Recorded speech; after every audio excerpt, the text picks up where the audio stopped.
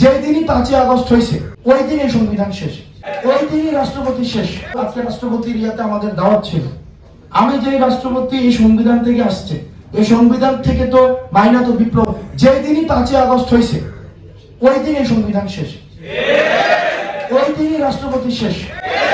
সুতরাং এখন উনার দপ্তর থেকে দাওয়াত আসবে এবং সেই দাওয়াতে আবার আমি যাব, এটা হচ্ছে আমার নিজের সাথে আমার নিজের আরেকটা প্রতারণা। সুতরাং আজকে যারা এই রাষ্ট্রপতির দাওয়াতে গিয়েছে, হয় তারা বিপ্লবে বিশ্বাস করে না, হয় তারা হচ্ছে এই সংবিধানে তাদের হচ্ছে কি এক ধরনের তারা মনে করে তাদের একটা স্টেক আছে। এখন সেই জায়গা থেকে দেখেন আমাদের যে সংবিধান প্রত্যেকটা জিনিসে সেলফ কনফ্লিক্টিং। মানে কিছুক্ষণ আগে বলেছে আমাদের মুক্তিযোদ্ধারা যারা যুদ্ধ করেছে এবং যারা সংবিধান যখন হয়েছে তারা নিজেরাও জানতো না যে এই সংবিধানের এই যে মূল স্তম্ভগুলা চারটা, যে সমাজতন্ত্র, গণতন্ত্র, ধর্মনিরপেক্ষতা, জাতীয়তাবাদ। মানে এটা একটার সাথে একটা একদম, এটা তো কোনো প্যারালাল কিছুই না, সাপ্লিমেন্টও করতেছে না, কমপ্লিমেন্টও করতেছে না।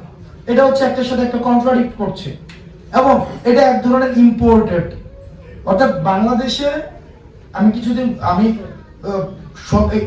গণপরিষদ করা হইলো, আমি বিদেশে ঘুরতে গেলাম, আমি এই জনপদকে রিসার্চ করলাম না, এই জনপদের সাথে কথা বললাম না, এটা হচ্ছে আমি জাস্ট বিদেশ থেকে দিলাম, এখানে ইম্পোর্ট করে দিলাম, সিম্পল। এটা প্রতারণা করা হয়েছে। এই প্রতারিত হয়েছে বলেই কিন্তু আমাদের 2400 অবতারণা হয়েছে। কিন্তু খুবই দুঃখজনক, খুবই দুঃখজনক আমরা কেন যেন এই সংবিধানটাকে এটাকে সামনে রেখে আমাদের জাতি হিসেবে আমাদের লজ্জা নাই।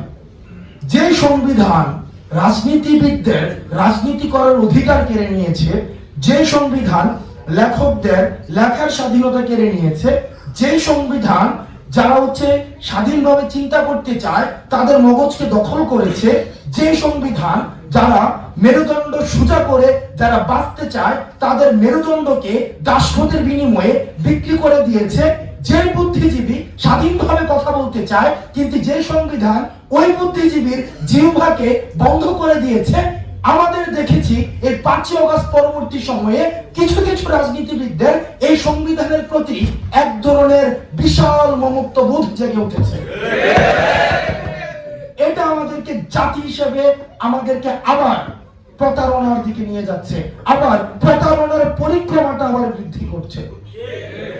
আপনারা দেখেছেন যে আমাদের বিশ্ববিদ্যালয়ে একটা ক্লাব আছে, এটা ব্যান্ড পার্টির মতো একটা ক্লাব, ঢাকা বিশ্ববিদ্যালয় শিক্ষক সমিতি। পৃথিবীতে এত থার্ড ক্লাস লেভেলের কোন ক্লাব পৃথিবীতে আর কোথাও নাই।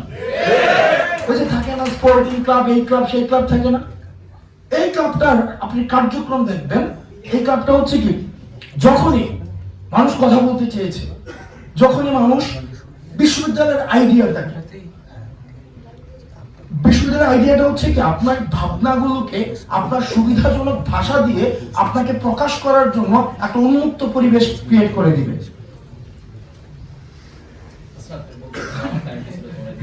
সমস্যা ভাই, আচ্ছা আমাকে হচ্ছে ভাই সব শেষ করে দিচ্ছি।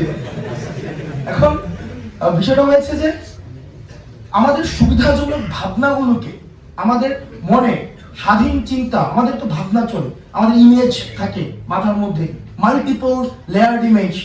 এই ইমেজগুলোকে আমরা আমাদের সুবিধাজনকভাবে আমরা ভাষা দিয়ে প্রকাশ করব, এই উন্মুক্ত পরিবেশটাই হচ্ছে আমাদের বিশ্ববিদ্যালয় ক্রিয়েট করে দিবে, কোনো সেন্সরশিপ থাকবে না। কিন্তু আমরা দেখেছি যে আমাদের এই যে ঢাকা বিশ্ববিদ্যালয়ের শিক্ষক সমিতিকে কিছু হইছে না হইছে একটা ব্যানার নিয়ে দাঁড়ায় যেত